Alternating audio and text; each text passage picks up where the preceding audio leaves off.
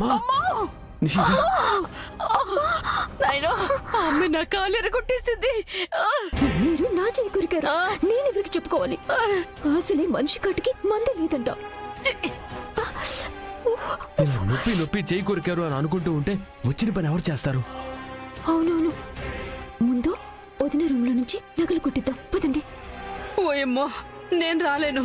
ఇన్నే ఉండి ఎవరైనా వస్తే చూసి మీకు చెప్తా. మీరు పోండి. సరే ఆగు. నిషి నీ ఫోన్ ఇవ్వు.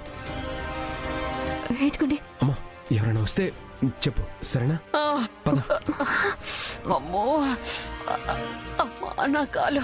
ఓయమ్మో అబ్బా.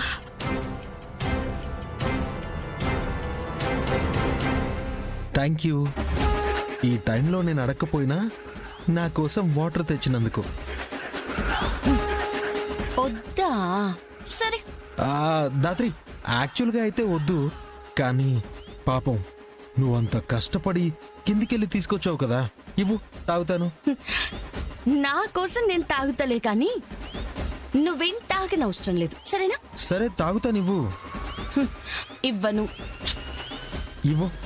అరే నేను ఇవ్వనని చెప్తున్నాను కదా. సరే నా కోసం నేను అడుగుతున్నాను, ఇవ్వు.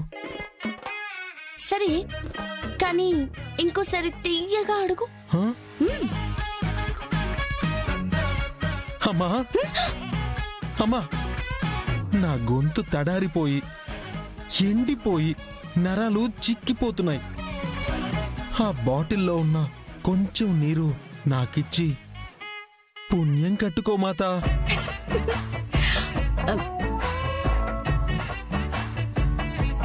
చాలా